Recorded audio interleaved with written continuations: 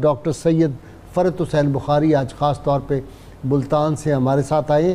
Doctor صاحب basically medical کے doctor ہیں، لیکن اللہ تعالیٰ نے ان کو بھی میری طرح کا ذوق وہ جو ہے دین کا وہ دیا ہوا ہے اس شعبے کے متعلق بھی، اور ان کے ساتھ جی ڈاکٹر صاحب ایک بات دیکھیں، یہ اصل میں غلبہ حال ہے، ہر آدمی کا اپنا مزاج ہوتا ہے نا۔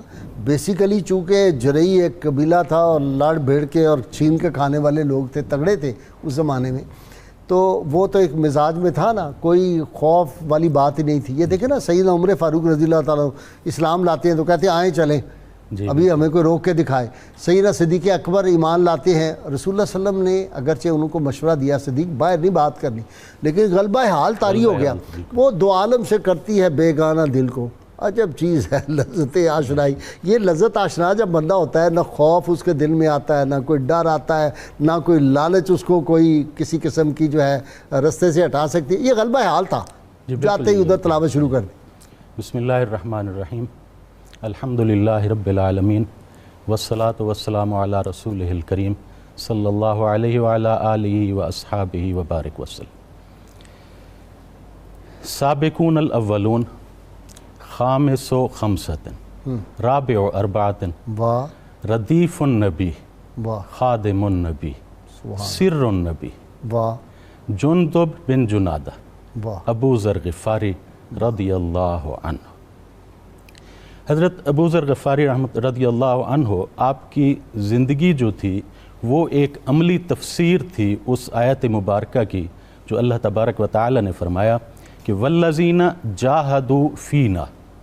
اس کی تفسیر جو صوفیاء فرماتے ہیں وہ کہتے ہیں والذین جاہدوا فی وصالنا، کہ جو ہمارے وصال، ہم مجھ سے ملاقات کے لیے جو کوشش کرتا ہے، لَنَهْدِيَهُمْ سُبُلَنَا، ہم اس کو ضرور ہدایت دیتے ہیں اس راستے کی طرف۔ اور اس کی تفسیر فرماتے ہیں لَنَهْدِيَهُمْ سُبُلَ وِصَالِنَا، اپنی ملاقات کا راستہ ہم اس کو بتا دیتے ہیں۔ واہ سبحان اللہ۔ آپ نے جیسے انٹرو میں اور قبلہ ڈاکٹر صاحب نے فرمایا کہ وہ جو نظریں جب ملیں وہ محبت دونوں طرف سے تھی، دونوں طرف سے تھی۔ وہ کسی نے کہا نا ان کا لگاؤ اور بھی کرتا ہے بے قرار، وہاں کچھ نہ ہو تو جوش تر یہاں اس قدر نہ ہو۔ تو حدیث شریف ہے حضرت سیدنا ابی ذر، اس میں عرض کروں شروع سے میں کہ آپ جب حدیث مبارک بیان کرتے تھے تو آپ کا حدیث مبارک بیان کرنے کا انداز ایک نرالا تھا اور منفرد تھا۔ ٹھیک، آپ کبھی فرماتے سمعت خلیلی صلی اللہ علیہ وسلم، کبھی فرماتے تھے حدثنا حبیبی صلی اللہ علیہ وسلم، کبھی فرماتے تھے اوصانی خلیلی صلی اللہ علیہ وسلم۔ واہ۔ تو آپ فرماتے ہیں کہ ایک حدیث اس میں کہ آپ تشریف حاضر ہوئے حضور انور صلی اللہ علیہ وسلم کی خدمت اقدس میں اور عرض کی یا رسول اللہ صلی اللہ علیہ وسلم، ایک شخص کسی قوم سے محبت کرتا ہے لیکن اس میں استطاعت نہیں ہوتی کہ اس قوم کی طرح کا عمل کرے۔ واہ واہ واہ۔ تو حضور صلی اللہ علیہ وسلم جو دلوں کا راز جاننے والے تھے، اور بلکہ جیسے آپ نے فرمایا کہ 30 سال بعد کی بھی باتیں آپ نے بتا دیں کہ کس طرح قیامت تک کی بھی بتا دیں، قیامت تک کی باتیں آج بھی جانتے ہیں، آج بھی جانتے ہیں، جس وقت ہم یہ گفتگو کر رہے ہیں اس وقت بھی سماعت فرما رہے ہیں انشاءاللہ۔ تو حضور صلی اللہ علیہ وسلم نے فرمایا انت یا ابا ذر، کہ اے ابا ذر تو مع من احببت، تو اس کے ساتھ ہوگا جس سے تم کو محبت ہے۔ واہ۔ تو جب حضور نے یہ فرمایا نا تو حضرت ابو ذر غفاری رضی اللہ عنہ حضور سے چمٹ گئے اور عرض کرنے لگے، لپٹ گئے فَإِنِّي أُحِبُّ اللَّهَ وَرَسُولَهُ فَإِنِّي أُحِبُّ اللَّهَ وَرَسُولَهُ فَإِنِّي أُحِبُّ اللَّهَ وَرَسُولَهُ، کہ میں آپ اللہ سے اور اس کے حبیب صلی اللہ علیہ وسلم سے محبت کرتا ہوں۔ اور یہ محبت حضرت انس رضی اللہ تعالیٰ عنہ کہتے ہیں اسی حدیث کے بارے میں کہ نامعلوم کہ کتنی مرتبہ وہ یہ بات دہراتے تھے، یا اللہ یا رسول اللہ ہم آپ سے محبت کرتے ہیں۔ واہ۔ تو آج 14 صدیاں بعد بھی یہ جو ہم محافل منعقد کرتے ہیں، میں تو ہمیشہ کہتا ہوں یہ محافل میلاد جو ہیں اصل میں یہی ہوتا ہے، وہ تجدید ہم کرتے ہیں، یا رسول اللہ ہم آپ سے محبت کرتے ہیں۔ یہ بھی ایک روایت ہے حضرت ابو ذر غفاری سے کہ آپ نے فرمایا کہ سمعت حبیبی صلی اللہ علیہ وسلم، حضور نے مجھے فرمایا کہ مجھ سے محبت کرنے والے میرے بعد جو ہوں گے وہ مجھ سے زیادہ محبت کرنے والے ہیں، اور وہ کہیں گے کہ ہم سے ہمارے مال لے لیں، سب کچھ اولاد لے لیں، سب کچھ لے لیں، صرف حضور کی ایک زیارت کروا دیں۔ اچھا یہ حدیث بھی انہی سے مروی ہے؟ اچھا، اور جو دونوں طرف سے مجھ سے محبت کرنے والوں میں وہ لوگ بھی شامل ہوں گے میرے صحابہ جو تمہارے بعد آئیں گے، اور ان کی آرزو یہ ہوگی ان کا جان مال اولاد سب کچھ قربان ہو جائے اور وہ میری زیارت کر سکے۔ ایک جھلک آئے ہائے۔ اور محبت جو دونوں طرف سے تھی، تو آپ کہتے ہیں کہ ایک دن حضور صلی اللہ علیہ وسلم نے مجھے فرمایا کہ اے ابی ذر، اگر کوئی کسی قوم سے محبت کرتا ہے، اپنے صاحب سے محبت کرتا ہے، ساتھی سے محبت کرتا ہے، تو اسے چاہیے کہ اس کی جگہ پر جائے اور اس کو جا کے کہے کہ میں تم سے اللہ کے لیے محبت کرتا ہوں۔ سبحان اللہ۔ یہ فرما کر پھر حضور نے جو ایک فکرہ مبارک آپ نے فرمایا نا، تو حضور نے فرمایا وَقَدْ جِئْتُكَ فِي مَنْزَلَتِكَ، اور اے ابو ذر میں تمہارے پاس، تمہارے گھر، تمہارے پاس آیا ہوں، یعنی میں تم سے محبت کرتا ہوں، میں تمہیں یہ بتانے آیا۔ واہ واہ واہ واہ، یہ فکرہ نہیں ہے، یہ جواہر پارہ ہے۔ یہ جواہر جی ڈاکٹر صاحب گدائی میں بھی وہ اللہ والے تھے غیور اتنے کہ منعم کو گدا کے ڈر سے بخشش کا نہ تھا یارا۔ جی قبلہ گاہ صاحب، حضرت سیدنا ابی ذر غفاری رضی اللہ عنہ، آپ کی زندگی کی کچھ خصوصیات ہیں۔ جی ارشاد۔ ایک تو یہ کہ جب آپ شروع میں مکہ مکرمہ میں تشریف لائے، بیت اللہ شریف میں، تو جو حضور نے فرما دیا تھا نا یمشی وحدہ، وہاں بھی اکیلے آئے۔ پھر جب حضور صلی اللہ علیہ وسلم سے ان کی 2 ملاقاتیں ہوئیں مکہ مکرمہ میں۔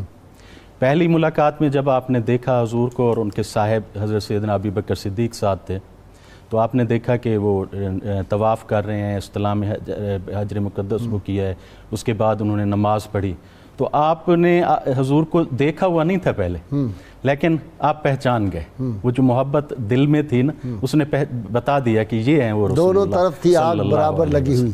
تو آپ نے سب سے پہلے کہا سلام علیکہ یا نبی اللہ، یہ سلام کہنے والے آپ پہلے شخص، پہلے السلام علیکم وہیں سے شروع ہوا۔ واہ جی واہ۔ اور پھر جیسے ڈاکٹر صاحب نے فرمایا کہ تبلیغ کے لیے پہلے شخص تھے جن کو حضور انور صلی اللہ علیہ وسلم نے پہلی ہی صحبت میں فیوزات و برکات دے کر مبلغ اسلام بنا دیا اور باہر بھیجا۔ یہ پہلے شخص تھے جن کو اس تبلیغ کی اسلام کے لیے، اور کیسی تبلیغ کی جی، کیسی تبلیغ کی، دونوں قبیلے اتنے بڑے اور طاقتور قبیلے تھے۔ جب وہ حضور کی خدمت اقدس میں یہ قبیلے پہنچے آپ کے معیت میں، تو حضور نے فرمایا غفار قبیلے کے لیے غفر اللہ لہا، اور اسلم قبیلے کے لیے فرمایا سلمہ اللہ، اللہ تعالیٰ اس کو سلامت رکھے۔ حق بات کہنے میں یوں نہیں تھے کہ دوسرے کو حق بات کہتے تھے، آپ اپنے بارے میں بھی حق بات بتا دیتے تھے۔ اچھا، جیسے شروع میں نے عرض کیا کہ آپ کی حدیث شریف بیان کرنے کا ایک انداز تھا، تو آپ نے ایک حدیث شریف حضور کی خدمت میں آیا تو حضور صلی اللہ علیہ وسلم نے فرمایا کہ اے ابی ذر من قال لا الہ الا اللہ، جس نے لا الہ الا اللہ کہا اور اسی پر وہ فوت ہو گیا تو وہ داخل الجنہ، جنت میں داخل ہوگا۔ تو حضرت ابو ذر عرض کرتے ہیں کہ یا رسول اللہ صلی اللہ علیہ وسلم وَإِن زَنَا وَإِن سَرَقَ، اگر وہ زنا بھی کرے اور چوری بھی کرے، تو آپ نے فرمایا وَإِن زَنَا وَإِن سَرَقَ، اگر وہ زنا بھی کرے چوری بھی کرے داخل الجنہ۔ پھر آپ کہتے ہیں میں نے دوبارہ پوچھا وَإِن زَنَا وَإِن سَرَقَ، پھر حضور نے وہی جواب دیا۔ وہ کہتے ہیں تیسری دفعہ پھر میں نے پوچھا، پھر بھی حضور نے وہی جواب دیا۔ جب وہ کہتے ہیں چوتھی دفعہ میں نے پوچھا نا کہ وَإِن زَنَا وَإِن سَرَقَ، تو حضور نے فرمایا وَإِن زَنَا وَإِن سَرَقَ وَإِن رَغِمَ أَنْفُ أَبُو ذَر، اور اگر ابو ذر کی ناک بھی خاک آلود ہو جائے۔ تو آپ کا یہ حق بیان کرنے کا یہ انداز تھا کہ حضور کے وصال مبارک کے بعد جب بھی یہ حدیث شریف بیان کرتے تو اس فکرے کو، اس مبارک فکرے کو آپ چھوڑتے نہیں تھے، حذف نہیں کرتے تھے، آپ یوں ہی کہتے تھے کہ میں نے حضور سے یوں پوچھا تو میں نے جب یہ 4 دفعہ کہا تو حضور نے فرمایا وَإِن رَغِمَ أَنْفَ أَبُو ذَرٍ، اگر ابو ذر کی ناک بھی خاک و آلود ہو جائے، تب یہ بات جو ہے وہ بیان کرتے تھے۔ اور حضرت ابو ذر غفاری سے ایک اور حدیث شریف ہے مروی، آپ فرماتے ہیں کہ حضور انور صلی اللہ علیہ وسلم میرے حبیب نے مجھے بتایا کہ قیامت والے دن ایک شخص کے سامنے اس کے گناہ پیش ہوں گے، صغیرہ گناہ، کبیرہ کو ابھی چھپا دیا جائے گا۔ ایک ایک گناہ جب پیش ہوگا تو وہ کہے گا کہ ہاں رب یہ میں نے کیا ہے، اقرار کرے گا۔ دوسرا گناہ پیش ہوگا، اقرار کرے گا، اور ڈر رہا ہوگا کہ میرے کبیرہ گناہ جب آئیں گے پھر کیا حال ہوگا۔ تو اللہ تعالیٰ نے فرمایا کہ اس کے ایک ایک گناہ کے بدلے اس کی نیکی دے دو۔ جب یہ فرمایا تو وہ شخص کہتا ہے یا رب ابھی تو میرے اور بھی گناہ ہیں جو یہ نہیں بتا رہے۔ تو یہ کہہ کہ حضرت ابو ذر غفاری فرماتے ہیں کہ لقد رأیت رسول اللہ صلی اللہ علیہ وسلم ضاحکا، حضور اتنے تبسم حضور نے فرمایا، اتنا تبسم فرمایا کہ حضور کے دندان مبارک ظاہر ہونے لگے۔ جی ڈاکٹر صاحب، آپ چونکہ اتنے دور سے آئے ہیں، آپ کو زیادہ میں وقت دینا چاہتا ہوں۔ جی محبت کی حدیثیں ان سے بہت محبت کی میں عرض کروں، محبت کی، بخشش کی، وہ جو آپ صلی اللہ علیہ وسلم کا ارشاد تھا نا معاذ بن جبل کو کہ لوگوں کو خوشخبریاں سنانا، ڈرانا نہ، خوشخبریاں سنانا۔ وہ مطرف کہتے ہیں کہ ہم بیٹھے تھے کچھ لوگ، ایک شخص آیا تو وہ نماز پڑھ رہا تھا، سجدے پہ سجدے کر رہا تھا، اور یہ نہیں معلوم ہو رہا تھا کہ طاق پڑھ رہا ہے جفت پڑھ رہا ہے۔ اس نے سلام پھیرا تو میں اس کے پاس گیا، میں نے کہا اے بندہ خدا، تم جفت پڑھ رہے ہو، طاق پڑھ رہے ہو، تمہیں معلوم ہے تم کیسے نماز پڑھ رہے ہو؟ تو اس نے میری طرف دیکھا اور کہا کہ اللہ تبارک و تعالیٰ تو جانتا ہے۔ پھر انہوں نے کہا اخبرنی خلیلی صلی اللہ علیہ وسلم، مجھے میرے خلیل صلی اللہ علیہ وسلم نے خبر دی ہے، یہ کہہ کہ ثم یبکی، آپ رو پڑے۔ پھر دوبارہ کہا اخبرنی حبیبی صلی اللہ علیہ وسلم، میرے حبیب نے مجھے یوں فرمایا کہ جو ایک سجدہ کرتا ہے اس سے اس کو ایک نیکی ملتی ہے، ایک گناہ جو ہے اس کا زائل ہوتا ہے، اور ایک درجہ اس کا بڑھتا ہے۔ جو آپ ربضہ کی طرف گئے تھے نا، تو اس کے لیے حضور انور صلی اللہ علیہ وسلم نے آپ کو تیار کیا تھا۔ اچھا، وہ کیسے؟ وہ اس طرح حضور کے آپ حضور کی خدمت کرتے تھے، گھر مسجد میں جا کے سو گئے، اور آپ جب سو گئے تو حضور صلی اللہ علیہ وسلم تشریف لائے، تو آپ کہتے ہیں فضربنی برجلہ، کہ حضور نے مجھے اپنے پاؤں مبارک سے ہلایا۔ اچھا، ہائے ہائے ہائے، کیا وہ وقت ہوگا اور کیا خوش قسمت ہوں گے حضرت سیدنا ابی ذر اس واقعہ میں اس پائے اقدس کو بوسے ہیں۔ تو کہتے ہیں میں اٹھ کے بیٹھ گیا، تو حضور نے مجھے فرمایا کہ کیا حال ہوگا تمہارا جب تمہیں یہاں سے نکال دیا جائے گا؟ تو کہتے ہیں یا رسول اللہ صلی اللہ علیہ وسلم، تو میں شام کی طرف چلا جاؤں گا۔ تو آپ فرماتے ہیں اگر شام سے بھی نکال دیا تو پھر عرض کرتے ہیں یا رسول اللہ صلی اللہ علیہ وسلم گھر چلا جاؤں گا۔ فرماتے ہیں اگر وہاں سے بھی نکال دیا تو کہتے ہیں یا رسول اللہ صلی اللہ علیہ وسلم وہ غفاری قبیلے والے، تلوار اٹھا لوں گا۔ تو حضور نے فرمایا صلی اللہ علیہ وسلم کہ آپ کے کندھے پر، کہتے ہیں میرے کندھے پر حضور نے ہاتھ رکھا اور فرمایا دست اقدس رکھا، دست اقدس رکھا، تسمع، ان کی سننا اور ان کی اطاعت کرنا، اور جہاں وہ تمہیں لے جائیں وہاں چلے جانا۔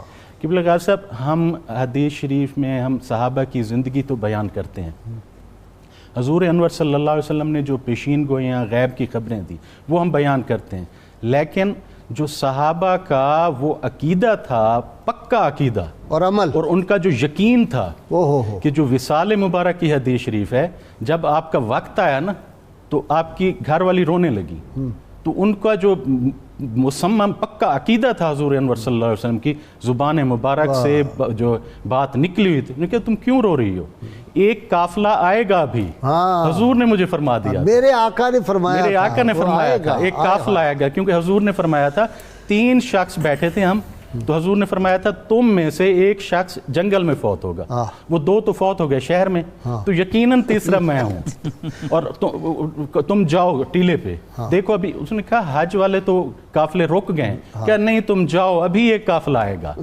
اور وہ آ کے میری تدفین کرے گا۔ وہ جو پکا ان کا عقیدہ تھا نا، نہ ویسا عقیدہ ہمارا ہے، بات ہم کرتے ہیں، نہ ویسی محبت ہے جو صحابہ کرام۔ خدائے لم یزل کا دست قدرت تو، زباں تو ہے، یقین پیدا کرے غافل کے مغلوب گواہ تو ہے، یہ ہے مسلمانوں اور فقر جو آپ کا تھا، فقر، تو یہ حدیث شریف میں ہے کہ فقراء نے ایک قاصد بھیجا حضور کی خدمت اقدس میں، اور انہوں نے آکے عرض کی یا رسول اللہ صلی اللہ علیہ وسلم فقراء یہ کہتے ہیں کہ اغنیاء جو ہیں ہم سے تو وہ بازی لے گئے ہیں صدقات کرتے ہیں. تو آپ نے فرمایا جو فقیر ہیں فقراء ہیں ان کو 3 چیزیں جو ہیں وہ فوقیت ہے ان اغنیاء پر. ایک تو یہ کہ وہ جب 500 برس پہلے جائیں گے. دوسری ہے کہ وہاں پر یاقوت احمر سے بنا ہوا جو دریچہ ہے وہ اتنا بلند ہے کہ جس طرح زمین والے آسمان والوں کو دیکھتے ہیں تو اس طرح وہ جنت میں مقام ہوگا اور وہاں پر وہ انبیاء علیہ السلام کے ساتھ شہداء کے ساتھ ہوں گے. اور یہ جو چیز ہے نا یہ وہ چیز تھی جو حضرت ابو ذر غفاری کو فقر اور زہد کی طرف لے گئی. جی ڈاکٹر صاحب، ڈاکٹر بخاری صاحب آپ کا بھی بہت شکریہ.